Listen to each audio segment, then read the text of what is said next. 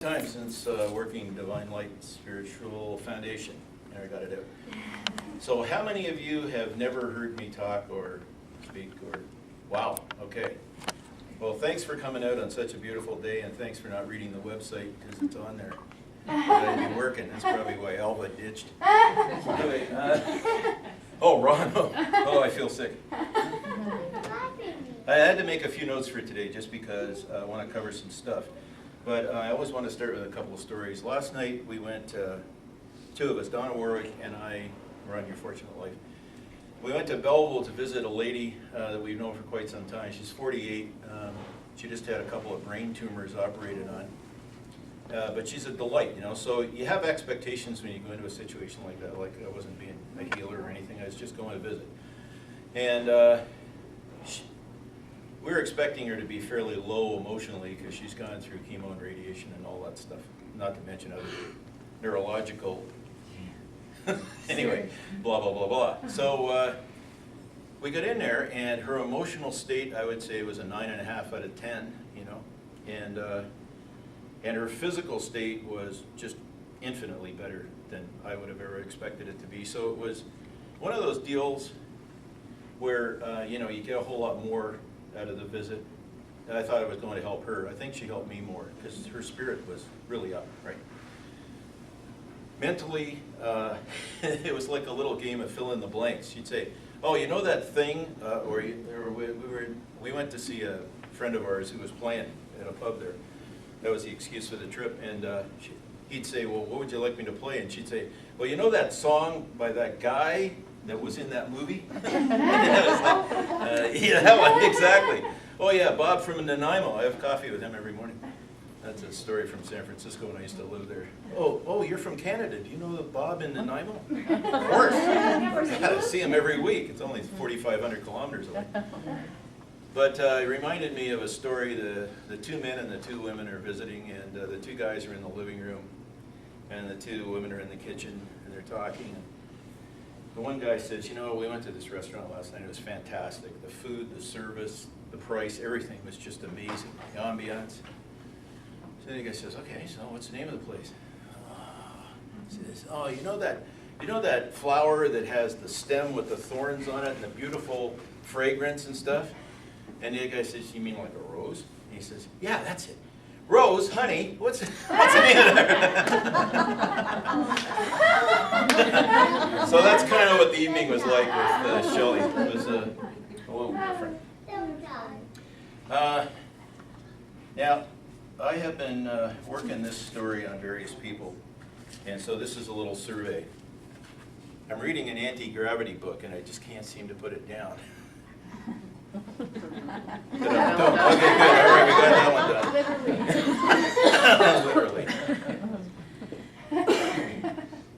So this, I went to see this speaker a couple of weeks ago because we were talking to him about having him work through us, and he says, well, you know, I said, what's your best quality? And he said, I'm brutally honest.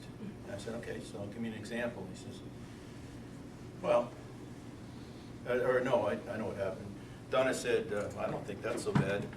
And he said, I don't care what you think. But I'm going, I need my drum kit here. You know, a little crash. So I told him I have a really good memory. I remember when my clothes used to fit. So that's enough of that. All right, so. All right, okay. You know the one about the two Jews who walk into the bar. Anyway. No, I haven't heard that. So what I'm going to talk about today is Huna. It's spelled H-U-N-A. If you forget how it goes, just think of an old guy coughing. Huna! That kind of thing, right? It's like that. H-U is a term, you can look it up. I think N. Kankar has the best explanation and the most fantastic music. But Hu, pronounced Hugh, was a term for God with a lot of ancient wisdom, you know, about Aboriginal peoples, however you're supposed to say that now. And in Hawaii, ancient mysticism, the chief guys were called kahunas. And I actually have a definition of kahuna. So the next time we call somebody the big kahuna, you'll know what you're talking about. where's the term? Here we go. Huna means secret in Hawaiian language. And the reason they had to keep Huna secret was because of the law, the white man's law. You know, it's like, I think in Ontario, what we're doing here was witchcraft up until the late 40s or something. Booga booga. So, kahuna means keeper or transmitter of the secret, or master of a skill or craft, and they did all kinds of really neat stuff, akin to the stories from the Bible, you know, raising the dead and all that good stuff. So the guy who coined the term Huna is Max Freedom Law, and he was a white man, but he studied them extensively. And now there's a whole bunch of different branches of Huna, so I'm not going to bore you with the history. What I want to give you is some practical stuff that you can use, because one of the distinguishing features of the people that I've met, that I've had the privilege of meeting, that work with Huna, is that it's all from a practical point of view. They'll say, okay, here's 7 tools. If 5 of them work for you, use them, right? And it's just like giving a talk. You know, some of this works for you, take it. If some of it doesn't work, a reading, take what you get, right? So,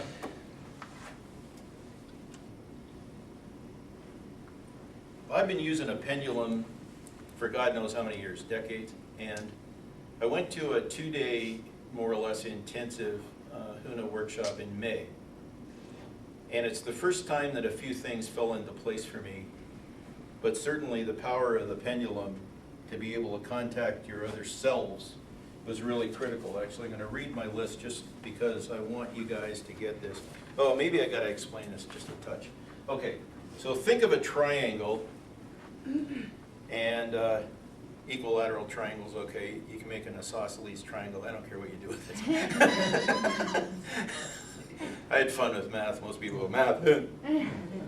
So if this is the base here, we got 3 selves or minds. Now, whenever I use minds, people get all screwed up in the face. So I'm going to say selves, all right? So you have your higher self. You can push that guy up as high as you want.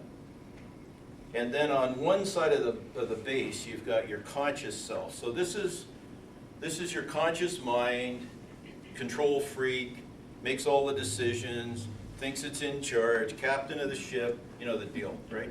Ego, edging the other 2 guys out, and God, and everything else. I'm it. You don't need anything else. You know who that is. Over on the other side, you got what the Huna people call, in English, your basic self. Something Peely, I forget what that name is. But your basic self runs the store. So all your systems and subsystems in your body, if your conscious self had to run your body, you'd last maybe 15 minutes, right? It's like, oh, we need hormones for the pancreas, and we need and all these systems, and it's just done, you know, just fry. The basic self has infinite memory.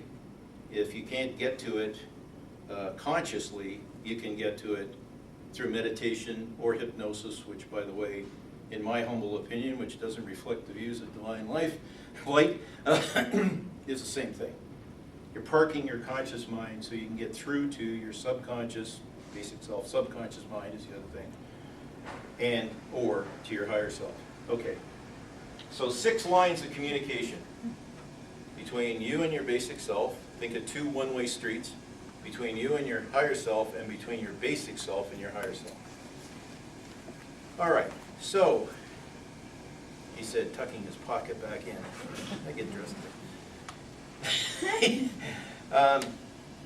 The basic self has the personality or the psyche of a very young child. Okay, so call you guys up to know. And your higher self, there's a book called What is Light Body, where the Archangel Ariel is channeled in, and I say she says, because I can't think of an angel as an it. I know they're not male or female, so don't help me.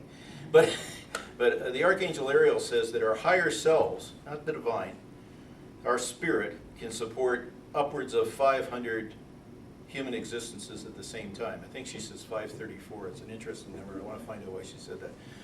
But anyway, She also says that if our consciousness was to confront our higher selves, we would think we went up the tunnel to the bright light. Because our higher self is so amazing, magnificent, multidimensional, keep adding superlatives and you've got it.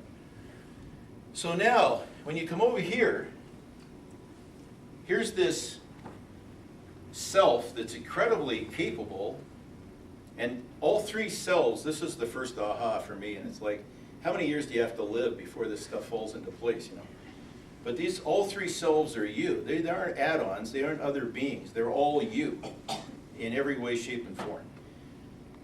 But when you go into the basic self and sort of have a conversation, you're dealing with the mentality of a young child. There is no decision making.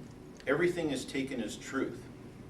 So if you think of the work of Dennis Waitley there in Texas, he hooked up Olympic athletes to biofeedback equipment and discovered that whether they run the event in real life with all the wires attached, or whether they run it in their mind, as far as the subconscious is concerned, it's identical. All those synapses fire exactly the same way, the energy points in the brain all move exactly the same way. So I'm reminded of stories like this gentleman who was incarcerated in the Hanoi Hilton during the Vietnam War. That's what the Americans called it. And so I think he was in there for 7 years, and he was a scratch golfer before he went in, Air Force pilot. When he came back out, got back to the States, he was still a scratch golfer because he played 18 holes every day in his mind. Okay, so you're just getting a sense for how powerful this is. But when the basic self, or your subconscious, is communicating with your higher self, you have to imagine like you had this little kid with a little kid sensibilities and emotional state working with the genie, okay? You had this all-powerful thing, right? So there's a lot of reluctance there to send communications this way. Channel's not blocked. These two channels, one thing you can more or less rely on is, unless you're really screwed up in a past life, the channels here, which the Hawaiians call Aka cords, are relatively clear. So where you have to deal with the issues is between you and your basic self and between you and your higher self. Now I just got told the other day that this channel is relatively clear both directions. This one's 20 to 30% blocked, right? So I didn't even have to ask the question, why would that be? Because number one, your self-talk originates in your conscious mind. And guess who's listening? This guy over here. And he doesn't make any filtering decisions. Actually, I got to tell you this. When I first got into spiritualism, I was thinking, okay, my conscious self is so irrelevant compared to the divine and my higher self. I used to call my higher self Big Ron, and I called me Little Ron. And my youngest son said, Dad, you can't be little anything. So I was like, okay, bursting out of my pants, I guess you're right. But anyway, but the real little guy in the triangle is your basic self. So now, listening, paying attention, remembers how many people came to your birthday party when you turned 8, knows what they had, who had cake, who had pop, all that's in there. And you can access all of it. And you can access all of it yourself with meditation. What's the biggest reason that it's not going to work? This guy's not going to believe it, so he's going to trump the party. Does that make sense to everybody? Okay. So, okay. So in Huna, when you want to go into meditative state, you say, from my conscious self, through my basic self to my higher self, and from my conscious self to my higher self. Well, why do you say that?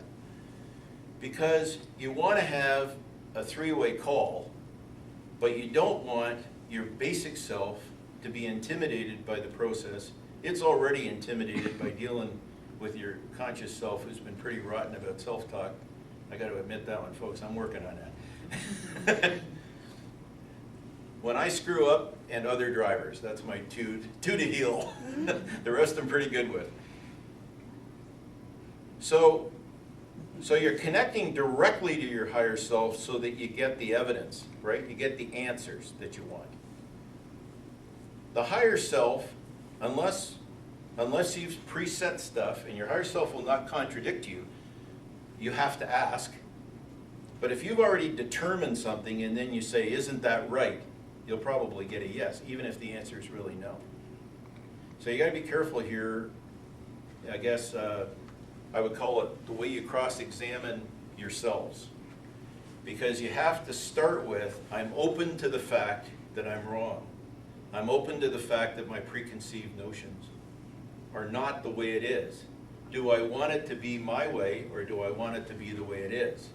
Well, which one's more solid, folks? Okay? You make up your own minds.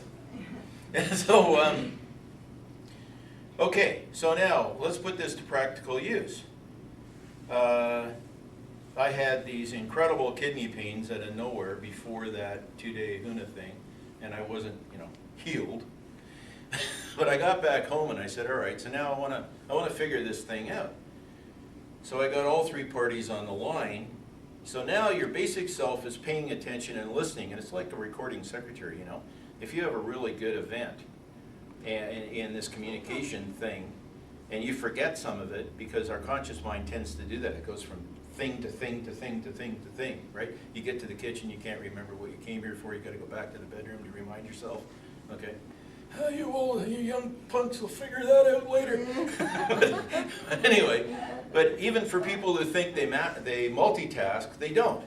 You're driving and you go from the radio to the car ahead, to the rear view mirror, to that person who might be crossing, and you just keep polling, as the computer guys say. But you don't really retain it all at the same time. You want to go into a meditative state relatively instantly. Learned this from one of the guys who's working with us on the subconscious mind workshops.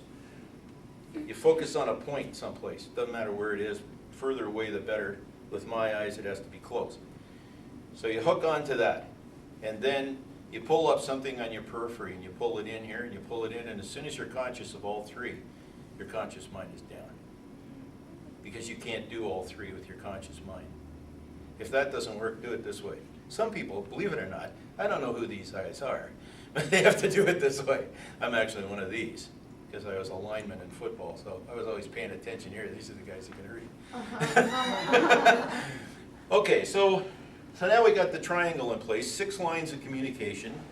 One can be working perfectly, like you could be nice and clear between your higher self coming down to you, but your communication going back up could be interfered with by your own thinking, your own belief systems, and so forth. Okay, let's just take 1 minute with the conscious self.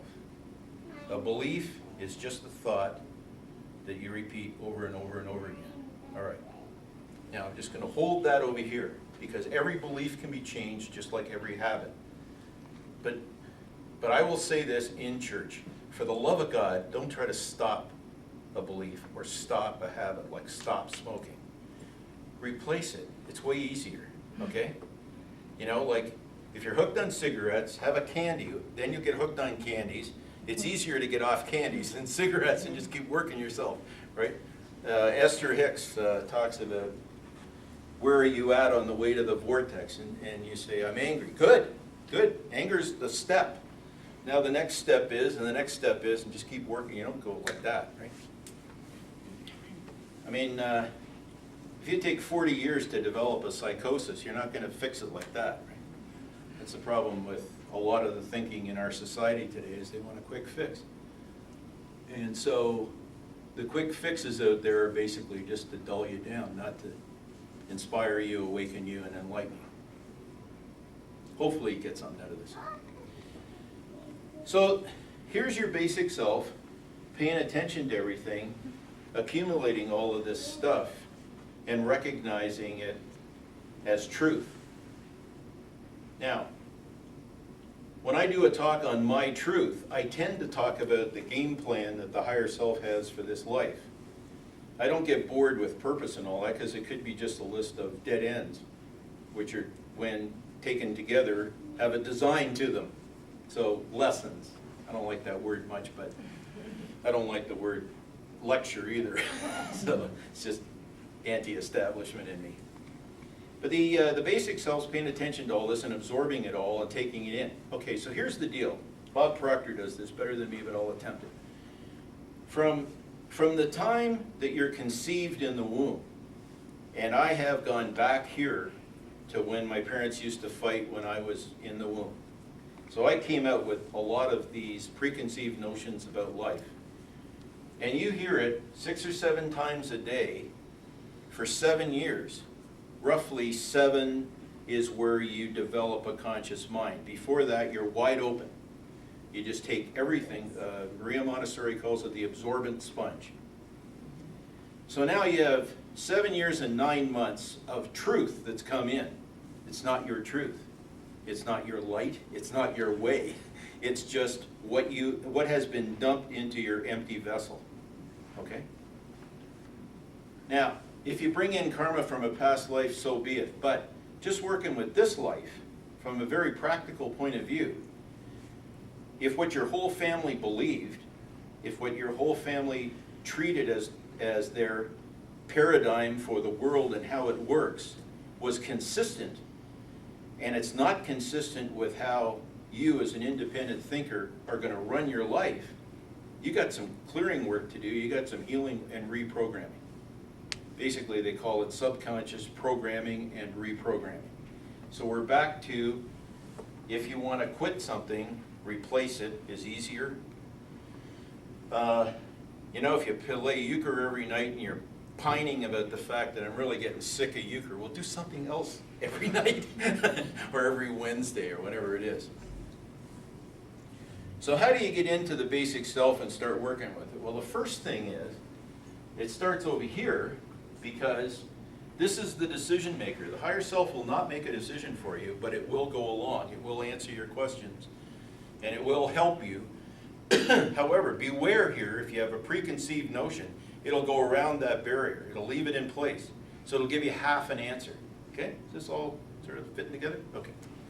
So you have to make that decision that I have some views about the world. All trees are bad. Silly stuff, but that's how the subconscious works. That's how it locks it in.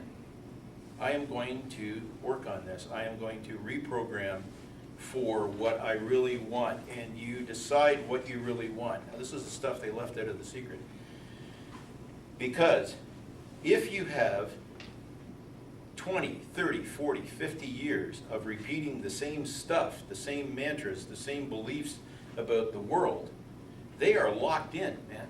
They are concrete. Concrete isn't strong enough. They are tempered steel. Okay.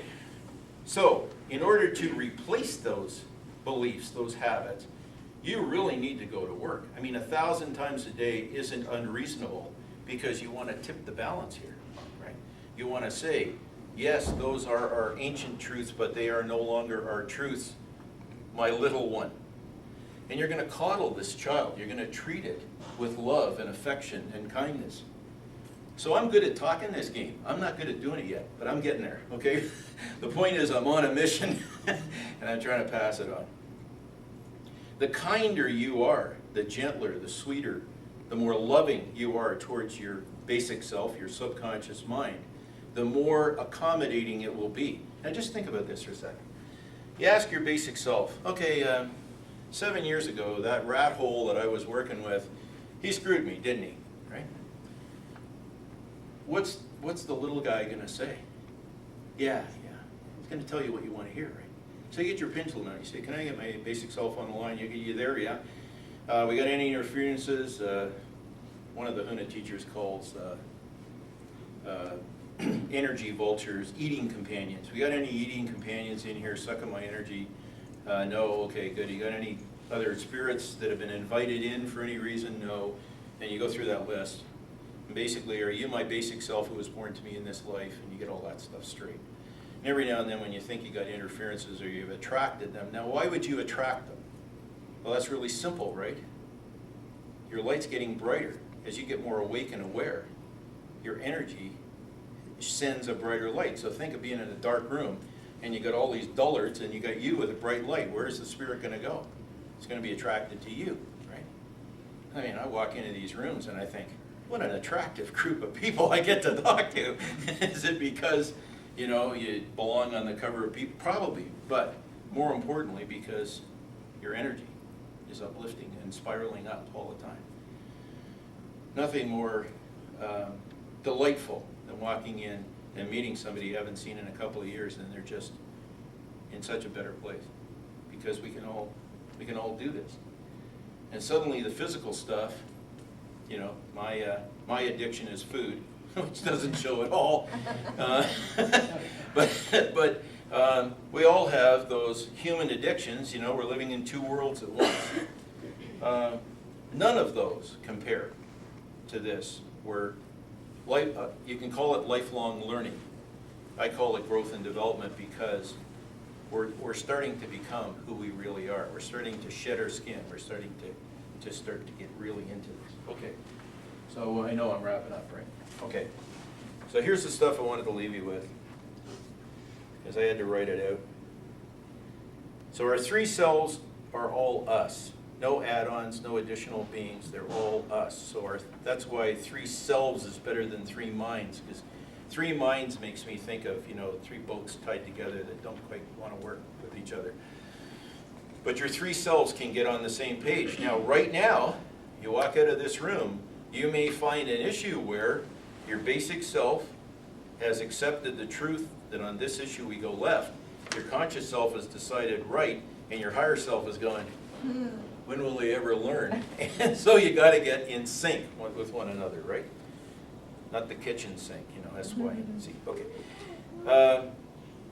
Basic self's very intelligent, excellent memory. It's all recoverable. Every bit of information that's sitting in your conscious self is recoverable, but you have to remember that you just don't start going in barking orders, because you're going to get this from your child, right?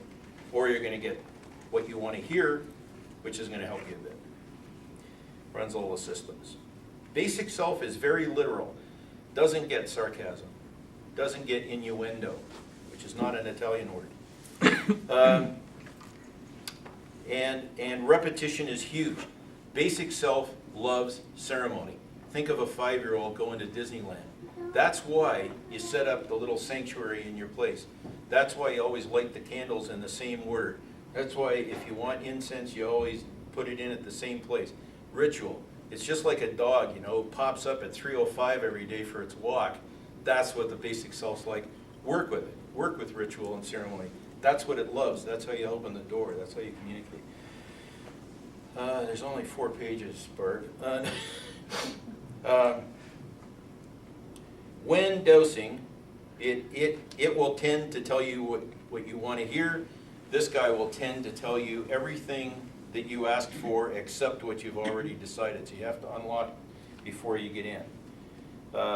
Pendulum only operates perfectly or best in an alpha state. So if you don't know what that is, alpha, delta, theta, you can get it off Google. But you have to find a way, whether it's looking at the point and doing this or however it is that you go down. Don't take 20 minutes to go down. You know, a 5-minute meditation when you're taking a bathroom break, or I take non-smoking smoke breaks. So I go out and I walk around the building once and I come back in. What am I doing? I'm hooking up saying, guys, who are these donkeys I'm trying to work with? What do I do, right? And, you know, my guides are really helpful. They'll say, "Hee-haw." I get nothing, and then I got to work it out myself. Covered that, covered the triangle. Okay. So it's important that you address blockages and each of these 6 communication lines, I am told, you can see it any way you want to see it, are independent. Okay. Here's the kicker. I would never have guessed this in a million years, but for a Huna teacher telling me this. You can have multiple connections. So 6 is the basic framework that you come with, okay? But if you want more energy in the communication, you can create additional chords. Think of piping or whatever you want. You can make the existing ones bigger, you can multiply them, the whole 9 yards. So I walk in and I'm talking to this one teacher, the guy who did the first session for us, and he says, "Ron, I'm a martial arts guy because it gives me confidence and it allows my confidence mind to quiet right down, because I know that if somebody surprises me, I have the tools at my disposal. Good, so I can talk softly. Why are you telling me this? He says, my teacher, who was a Russian guy, Vladimir, he could build the energy up inside of himself and knock his opponent down without touching him. Now, for all the guys in the room, like, who doesn't want that baby, right? Yeah. So, you think you're tough, eh? There you go, fix yourself now. So the idea, it's energy, right? At the basic level, like the 3 introductory HUNA workshops that we're working on presenting. Clearing, what they call low mana, which is just their term for energy. So spiritual healing that we just saw, Reiki, all those things. You're making the connection. It's like mediumship. The divine, the client, and you're the conduit, right? We all know this model. And then the third one is high mana, where you send the energy up, but you don't send the manifest of things to do up and have your higher self do it. You actually have it come back down and then you do it. So this is where you actually can go, you're healed, right? Cool stuff, all right? None of this is to replace spiritualism. All of it is the God of your understanding. All of it is generic tools, and it's all practical and it's all usable. And just take from it what works for you. You know, it doesn't work yet. Maybe it's coming at a later stage in your illness. But, you know, keep the feeties moving. And thank you very much for coming out on such a spectacular day.